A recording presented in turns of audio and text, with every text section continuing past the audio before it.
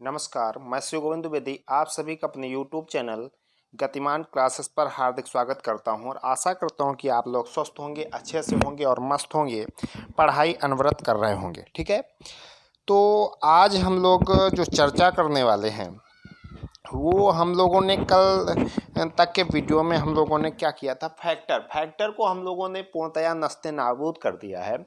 अब उसके बाद फैक्टर परीक्षा की खोपड़ी में छेद करने के लिए आपके पास क्वेश्चनों की झड़ी लगा दी हमने, और आप अगर उसको बेहतर तरीके से पढ़ लेते हैं तो आपका अगर फैक्टर का कोई क्वेश्चन आता है तो कोई माई का लाल आपके फैक्टर के क्वेश्चन को गलत नहीं कर सकता, ये मेरा वादा रहेगा। अब हम लोग चर्चा करेंगे। आज एक फार्मूला होता है, भाज बराबर भाजक गुणा भागफल प्लस शेषफल। इसके तो ये वाला फार्मूला तो यूज होगा ही होगा, इसके अतिरिक्त अनेक प्रकार के कॉन्सेप्ट और पढ़ेंगे जो हमारे भागफल भाजक से रिलेटेड होंगे। ठीक है, वो कॉन्सेप्ट पढ़ेंगे और पी बाई पी क्वेश्चन भी करेंगे, क्वेश्चन के माध्यम से कॉन्सेप्ट सीखेंगे। ये हम लोग करने वाले हैं। ठीक है, कोई दिक्कत नहीं। अब हम आगे बढ़ते हैं। आज के मोटिवेशन, आज का पहले ये देखते हैं। अगर आप टेलीग्राम ग्रुप ज्वाइन करेंगे, गतिमान क्लासेस के नाम से टेलीग्राम ग्रुप है। गतिमान क्लासेस इस टाइप से टाइप कर लेंगे टेलीग्राम के अंतर्गत, तो टेलीग्राम में आपको ये ग्रुप दिख जाएगा, उसमें से आप पीडीएफ प्राप्त कर सकते हैं। पीडीएफ के लिए आपको टेलीग्राम ग्रुप ज्वाइन करना पड़ेगा। ठीक है, तो ये तो रही आपके हित की बात। अब आगे बात करते हैं हम लोग आज के मोटिवेशन कोटेशन के साथ। कहता है, सफलता इश्क से नहीं रिस्क से मिलती है। सफलता इश्क से नहीं रिस्क से आती है। आपको रिस्क लेना पड़ेगा। बोले सर रिस्क काहे का? रिस्क इसका कि आपको लगता है पढ़ाई से हम समय बर्बाद कर रहे हैं, इससे कुछ होने वाला नहीं है, तो ये इस कंडीशन को आपको उल्टा करना होगा कि पढ़ाई से सब कुछ होने वाला है। एक बार रिस्क लेके देखते हैं, अगर हम पढ़ेंगे तभी सफल होंगे। तो सफलता इश्क करने से नहीं प्राप्त होगी, क्या करने से आएगी? रिस्क लेने से सफलता आती है। तो आइए बढ़ते हैं आज के क्वेश्चनों के साथ। ये रहा पहला क्वेश्चन। कहता है, किसी संख्या को 899 से भाग देने पर, किसी संख्या को 899 से भाग देने पर 63 शेष बचता है। उसी संख्या को 29 से भाग देने पर क्या शेष बचेगा? इसके दो कॉन्सेप्ट आपको ध्यान रखने होंगे। पहला क्या कॉन्सेप्ट ध्यान रखना होगा? जब इस टाइप का क्वेश्चन आए, क्या है, जब इस टाइप का क्वेश्चन आएगा तब आपको क्या करना होगा? देखना होगा क्या ये छोटा वाला विभाजक, क्या ये छोटा वाला विभाजक इस बड़े वाले विभाजक को पूर्णतया विभाजित कर पा रहा है? बोले सर कर पा रहा है कि नहीं कर पा रहा है, इस पे हम लोग देखेंगे।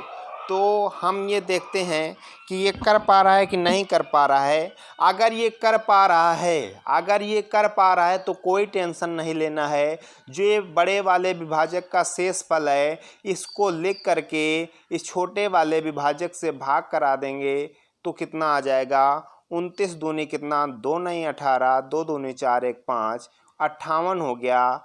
29 दूनी 58, 8 5 13, तो इसका राइट आंसर 5 आ जाएगा। बोले सर आपने तो ये देखा नहीं कि 29 से विभाजित है 899 की? नहीं, हमने कहा बिल्कुल विभाजित है। अगर ये छोटा वाला विभाजक बड़े वाले विभाजक को पूर्णतया विभाजित कर देता है तो हम बड़े वाले विभाजक के शेषफल को लेकर के छोटे वाले विभाजक से भाग करा देते हैं। जो हमारा शेषफल आता है वही हमारा आंसर हो जाता है, यानी 5 हमारा राइट आंसर हो जाएगा। बोले सर अगर ये ना होता, हमने कहा क्या ना होता? बोले सर अगर ये 899 29 से विभाजित ना होता तो इसका केस CND होता, कैन नॉट डिफाइन, इसका आंसर हो जाता। लेकिन यहाँ पे थोड़ा सा आप कॉमन सेंस लगाएंगे। जब इस टाइप का क्वेश्चन देखेंगे तो आप तुरंत देखेंगे यहाँ सीएनडी केस है कि नहीं। अगर सीएनडी केस होगा तब आपको इसका छोटे वाले भाग विभाजक का भाग बड़े वाले विभाजक में भाग दिला के देखना पड़ेगा, ठीक है। और अगर सीएनडी केस कहीं भी नहीं देता चारों ऑप्शन में तो आपको कुछ नहीं करना है, ये छोटे वाले विभाजक से इस बड़े वाले का शेषफल से भाग करा देंगे, वही आपका आंसर हो जाएगा, वो हमने निकाल लिया। क्लियर। आइए बढ़ते हैं इसके दूसरे क्वेश्चन पे। कहता है किसी संख्या को 56 से भाग देने पर 29 शेष बचता है, उसी संख्या को 8 से भाग देने पर क्या शेष बचेगा। हमने क्या नियम बताया, छोटा वाला विभाजक क्या बड़े वाले विभाजक को पूर्णतया विभाजित कर पा रहा है। 8 छंग 48, 8 सत्ते 56, यानी पूरा पूरा विभाजित कर पा रहा है। तो हम क्या करेंगे, छोटे वाले विभाजक से भाग करा देंगे, किस में, इस बड़े वाले विभाजक के शेषफल में, तो 29 में करा देंगे। तो 8 तिरका 24 हो जाएगा, 24 5 29। इसका राइट आंसर बी के साथ 5 आपका राइट आंसर हो जाएगा। क्लियर। बात समझ में आई होगी। एक बार माइंड में सोच लेंगे क्या, जब इस टाइप का क्वेश्चन आएगा तब हम क्या करेंगे, बड़े वाले विभाजक को छोटे वाले विभाजक से भाग कराएंगे। अगर भाग पूरा पूरा चला जाएगा तो हम बड़े वाले विभाजक का शेषफल लेकर के छोटे वाले विभाजक से भाग करा देंगे, जो आंसर आएगा वही हमारा आंसर हो जाएगा। क्लियर। आगे बढ़ जाते हैं। लिखा है किसी संख्या को क्रमशः 4 और 5 से भाग देने पर शेषफल 1 और 4 प्राप्त होते हैं, उसी संख्या को क्रमशः 5 और 4 से भाग देने पर शेषफल क्या प्राप्त होगा। ठीक है, देखते हैं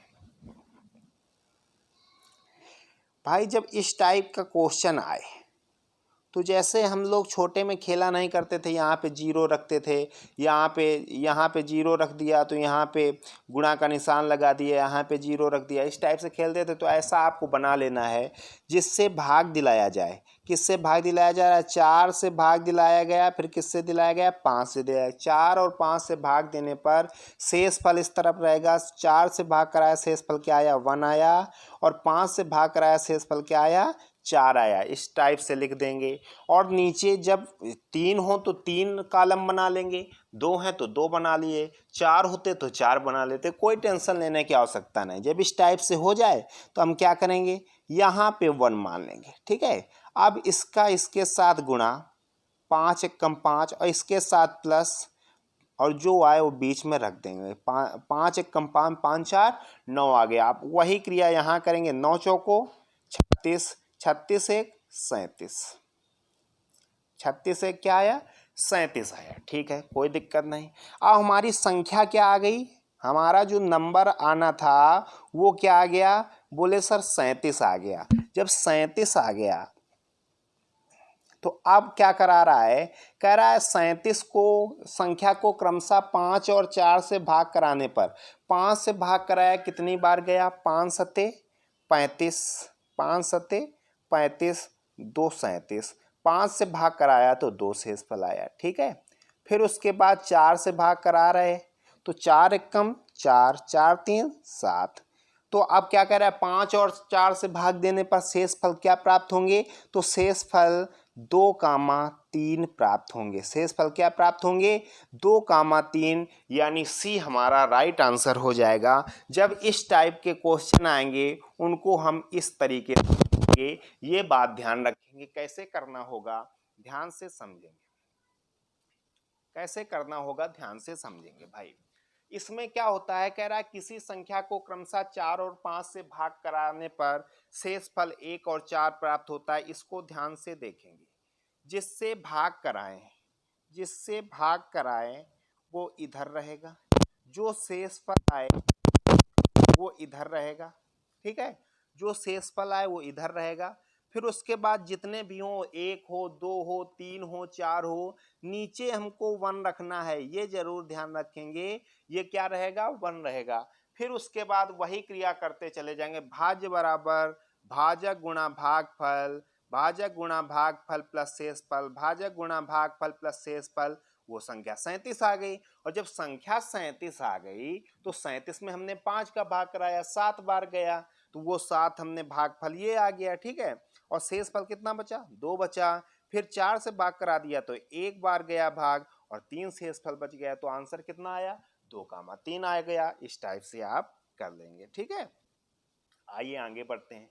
कह रहे यदि दो संख्याओं को अलग अलग 33 से भाग दिया जाए तो क्रमशः 21 और 28 शेष बचते हैं। यदि उन संख्याओं के योग को 33 से भाग दिया जाए तो शेष क्या बचेगा। जब इस टाइप का क्वेश्चन आए प्यारे, तब आपको क्या करना होगा, ध्यान से समझेंगे। जब उसी संख्या से दोनों संख्या में भाग कराया गया तो 21 शेषफल आया और 28 शेषफल आया। ठीक है, फिर कह रहा है यदि उन संख्याओं के योग को तो शेषफल का योग कर लेंगे और फिर 33 से भाग करा देंगे, जो आएगा वही आपका आंसर हो जाएगा। 8 एक क्या हुआ, 9 हो गया, 2 2 4 हो गया, तो 49 में 33 का भाग करा देंगे तो एक ही बार जाएगा, तो कितना बचेगा, 6 3 9 3 1 4, यानी 16 इसका राइट आंसर हो जाएगा।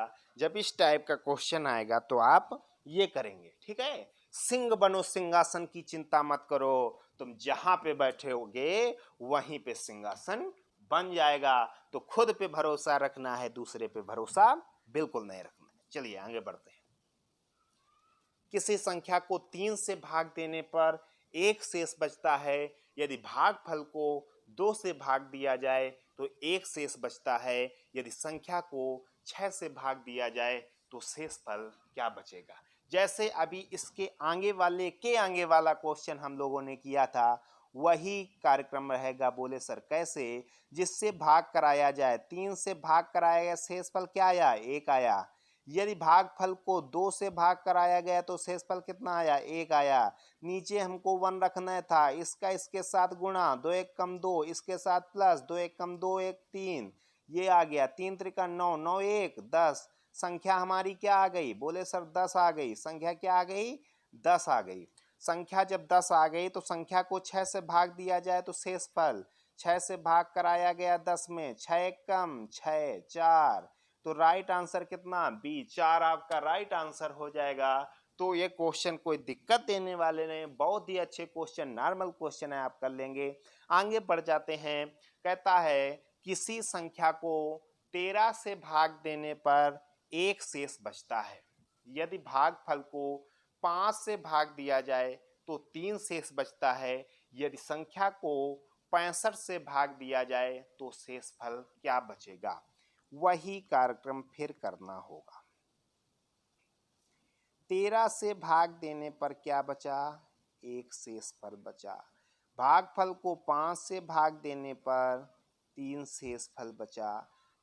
तो बस यहीं से कार्यक्रम फिर अगला स्टार्ट हो गया। 5 1 कम 5 5 3 8, 13 अट्ठे 104, 104 1 5 105, 105, यानी आपकी संख्या क्या आ गई, 105 आ गई। 65 से भाग कराया गया, 65 से भाग कराया, कितना बचा, 40 बचा। 40 आपका राइट आंसर हो जाएगा। क्या हो जाएगा, 40 आपका राइट आंसर हो जाएगा। आगे बढ़ जाते हैं। लिखा है 1 इज, एक है, एक है, क्या है भैया, एक है आपका क्या, प्राइम नंबर है, अभाज्य संख्या है, यह कंपोजिट नंबर है, भाज्य संख्या है, या बोथ ए एंड बी दोनों है, नाइदर ए नॉर ए। ठीक है, तो हमने क्या बताया था कि 1 ना तो भाज्य संख्या है और ना ही अभाज्य संख्या है, तो इसका डी ऑप्शन राइट हो जाएगा। अब जीरो के लिए पूछ रहा है, जीरो है क्या, विषम, सम, विषम तथा सम दोनों, ये आपका क्या रहेगा, होमवर्क रहेगा। ये आपका क्या रहेगा, होमवर्क रहेगा। इसका आपको जवाब कमेंट के माध्यम से देना होगा। ठीक है, आइए बढ़ते हैं आगे। लिखा है यदि n को 5 से भाग दिया जाए तो 2 शेष बचता है। ठीक है, n को 5 से भाग कराया गया तो शेषफल 2 बचता है। तो शेषफल क्या होगा, यदि n स्क्वायर को 5 से भाग करा दें तो, ये कराया गया। ठीक है। तो आप समझने का प्रयास करेंगे जब इस टाइप का क्वेश्चन दिया जाए, उसी का 2 गुना, उसी का स्क्वायर, उसी का क्यूब कर रहा हो और उसी संख्या से भाग करा रहा हो, तब आपको कुछ नहीं करना होगा, उसका शेषफल उठाना होगा। अगर इसका 2 गुना कराए तो शेषफल का 2 गुना करेंगे, स्क्वायर कराए तो शेषफल का स्क्वायर करेंगे। तो कितना हो जाएगा, 2 दूनी 4 हो गया, 2 का स्क्वायर कराया शेषफल का स्क्वायर 4 हो गया, 5 से भाग कराया तो शेषफल क्या रहेगा, 4 रहेगा। डी आपका राइट आंसर हो जाएगा। आगे बढ़ जाते हैं, कहता है 100 से 600 के मध्य 4 और 6 दोनों संख्याओं से विभाजित पूर्णांक कितने होंगे। इस टाइप के क्वेश्चन आपको मिल जाते हैं, ये कैसे सॉल्व होंगे, इन पे चर्चा करना अति आवश्यक होगा। देखते हैं, अगर कभी कह दे 1 से लेकर के 600 तक, 1 से लेकर के 600 तक ऐसी कितनी संख्याएं हैं जो 4 से विभाजित होंगी, तब आपको क्या करना होगा, 4 का भाग दिला देना होगा। किसमें, 600 में 4 का भाग दिलाएंगे तो कितना आ जाएगा, 15 चौको 60 होता है, यानी 150 आएगा। तो 1 से 600 के बीच में 4 से विभाजित संख्या कितनी है, 150 है। लेकिन शर्त यह है कि स्टार्टिंग कहाँ से होनी चाहिए, 1 से होनी चाहिए। बोले सर यहाँ 1 से स्टार्टिंग नहीं है, तो क्या करेंगे, इसको समझने का प्रयास करेंगे। देखते हैं, भाई इसमें बोल रहा है कि ये बताइए कि 100 से 600 के मध्य 4 और 6 दोनों, अब यहां पे पहले कंडीशन देख लेते हैं, 4 और 6 दोनों से कह रहा है, तो 4 व 6 दोनों से कह रहा है, तो एक चीज ध्यान रखेंगे क्या, कि भाई 4 और 6 कह रहा है अगर, तो कोई संख्या अगर हमारी 4 से भी विभाजित हो और 6 से विभाजित हो, यानी 4 और 6 का एलसीएम लेंगे तो 2 दूनी 4, 2 तिहाई 6, 2 1 3 3, 2 दूनी 4 तिहाई 12, यानी इसका एलसीएम क्या आ गया, 12 आ गया। इसका मतलब ये है अगर कोई संख्या 12 से विभाजित पाई गई तो वो 4 से भी विभाजित होगी और 6 से भी विभाजित होगी। तो अब हमारा क्वेश्चन सिंपल सा बन गया कि हमको ऐसी संख्या निकालनी है जो 100 से 600 के मध्य तो हो, लेकिन किससे विभाजित हो, 12 से विभाजित हो। तो आप देखते हैं 1 से लेकर के हम 600 तक चले होंगे, यहाँ कहीं 100 रहा होगा। बोले सर 1 से 600 तक की निकाल ली जाए 12 से विभाजित संख्याएं, फिर 1 से 100 तक की निकाल ली जाए 12 से विभाजित संख्याएं, 600 वाले में 100 वाली घटा देंगे तो आपका आंसर आ जाएगा, और यही आपका बेस्ट तरीका होगा, अच्छा तरीका होगा। ठीक है, तो हम देखते हैं 600 में 12 का हमने भाग कराया तो कितना आया, 12 पंच 60, यानी 50 ऐसी संख्याएं हो गई, 50 संख्याएं हो गई जो 600 तक विभाजित हैं 12 से। अब हमको देखना है कि भाई 100 वाला भी तो निकालेंगे, बोले बिल्कुल। तो अब हम 100 वाला निकालने वाले हैं, 100 वाला देख लो। तो 12 अट्ठे 96, 12 अट्ठे 96, 4 बचा, शेष फल से हमें कोई मतलब नहीं, हमें भागफल से मतलब है। तो हमें 1 से 600 के बीच में 50 संख्याएं मिली और उसके बाद 1 से 100 तक की 8 संख्याएं मिलेंगी, तो 50 में 8 घटा दिया, कितना आया, 42 आया। 42 आपका राइट आंसर हो गया। ठीक है, चलिए आगे बढ़ते हैं। कहता है 3 से 200 के मध्य कितनी प्राकृतिक संख्याएं 7 से विभाजित होंगी। इसमें आप उसने थोड़ा सा घुमा दिया और आप अगर बेवकूफ़ होंगे तो बिल्कुल घूमेंगे। बोले सर बेवकूफ़ ऐसे कैसे आप कह सकते हैं, उसने 3 से बोला तो आप सोचेंगे पहले 1 से हम 3 तक निकाल लें। एक चीज़ बताओ, क्या 1 से 3 तक कोई 7 से विभाज्य संख्या होगी, बोले बिल्कुल नहीं होगी। तो हम यही मान के चल रहे हैं कि वो 1 से लेकर के 200 तक की चर्चा कर रहा है कि 1 से 200 तक के बीच 7 से विभाजित संख्याएं कितनी हैं, तो 7 का भाग 200 में दिला देंगे तो 7 दूनी 14, 14 का हो गया 6। ठीक है, 7 छंग 42, 7 सत्ते 49, 7 अट्ठे 56, 7 अट्ठे कितना हो जाएगा, 56 हो जाएगा। यानी आपकी 28 संख्याएं ऐसी होंगी जो हमारी 7 से पूर्णतया विभाजित होंगी और 3 से 200 के मध्य भी आती होंगी। ठीक है, आगे बढ़ जाते हैं। कहता है 100 से 200 के बीच सभी प्राकृतिक संख्याओं का योग जो 3 के गुणज हों, गाज नहीं गुणज, यहाँ पे क्या होगा, गुणज होगा। ठीक है, ठीक। 100 से 200 के बीच सभी प्राकृतिक संख्याओं का योग जो 3 की गुणज हो। 100 के बाद कौन सी 3 से गुणज है? 101 है नहीं, 102 है। क्या है? 102 पहली संख्या रहेगी।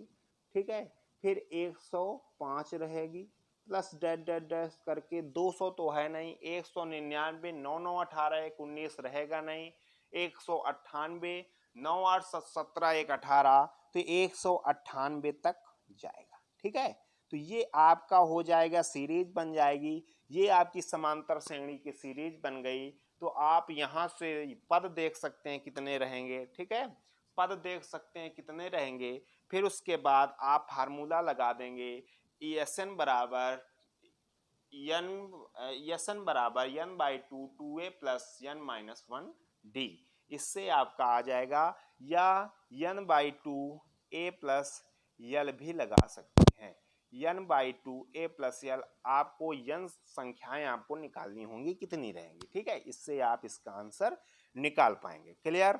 आगे बढ़ जाते हैं। कहता है 100 से 200 के बीच संख्याएं 9 और 6 दोनों से भाज्य पूर्णांकों की कुल संख्या कितनी होगी।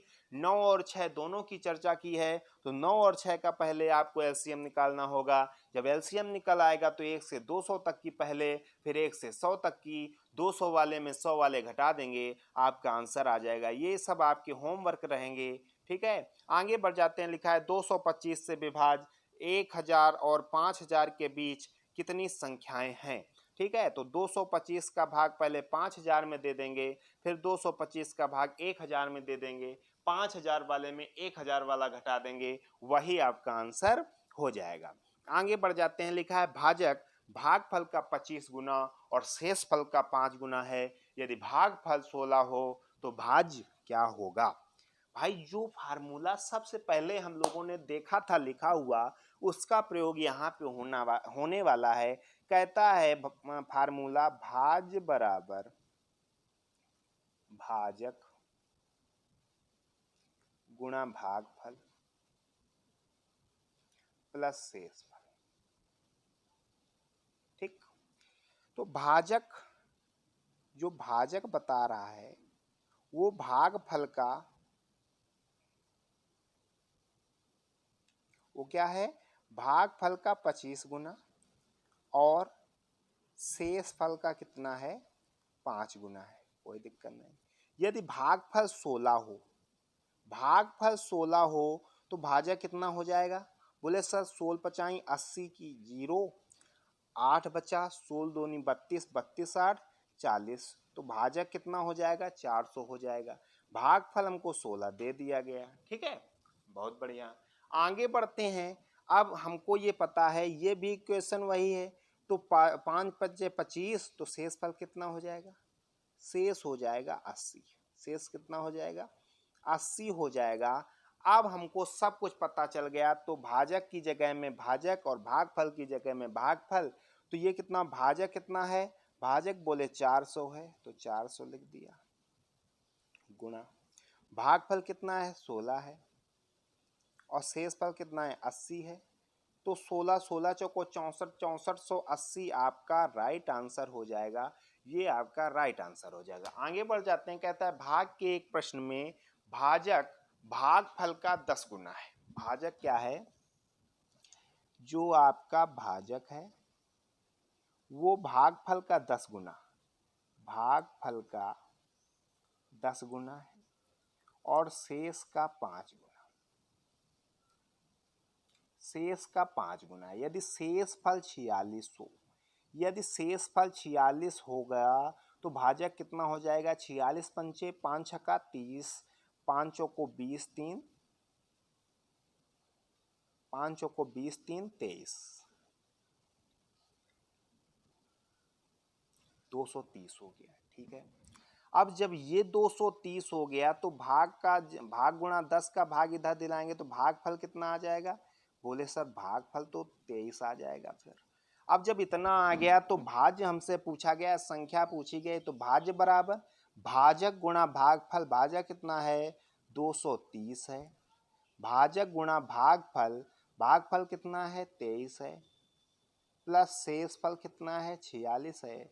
इसको आप सॉल्व कर लेंगे, आपका आंसर आ जाएगा। ठीक है, आगे बढ़ जाते हैं। लिखा है भाग के एक प्रश्न में भाजक भागफल का 7 गुना और शेषफल का 3 गुना है। यदि शेषफल 28 है तो भाज्य क्या होगा। आपका ये भी होमवर्क रहेगा, आप इसको आसानी से कर पाएंगे। ठीक है, आगे देखते हैं। लिखा है 64 329 को एक निश्चित संख्या से भाग दिया जाता है। यदि 175 114 और 213 क्रमागत शेषफल हों तो भाजक क्या होगा। तो आप इसको ऑप्शन से करेंगे, बेहतर रहेगा। सबसे पहले 184 से भाग करा के देखेंगे क्या 175 114 213 आ रहा है। अगर आ रहा है तो आंसर हो जाएगा, नहीं आ रहा है तो दूसरे पे ट्राई करेंगे, तीसरे पे ट्राई करेंगे, चौथे पे ट्राई करेंगे। एक न एक आंसर जरूर होगा। जो तीनों कंडीशन को फॉलो करेगा वही आपका आंसर हो जाएगा। तो ये भी आपको कर लेना है। आगे बढ़ जाते हैं। कहता है दो संख्याएं जब 17 से विभाजित की जाती हैं तो क्रमशः 13 और 11 शेष बचता है। यदि उन संख्याओं के योग को 17 से विभाजित किया जाएगा तो शेष क्या बचेगा। मैंने बताया था जब इस टाइप की कंडीशन आए तो दोनों को जोड़ करके 17 से भाग करा देंगे, वही आपका आंसर हो जाएगा।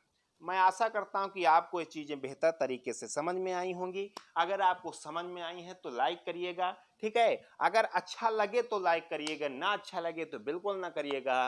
अच्छा लगे तो सब्सक्राइब करिएगा, ना लगे तो बिल्कुल मत करिएगा। बिल्कुल मस्त रहिएगा, अच्छे से पढ़िएगा। जिनको पढ़ना हो वही पढ़े, ना पढ़ना हो बिल्कुल ना पढ़े। किसी को कोई भी दबाव की बात नहीं है।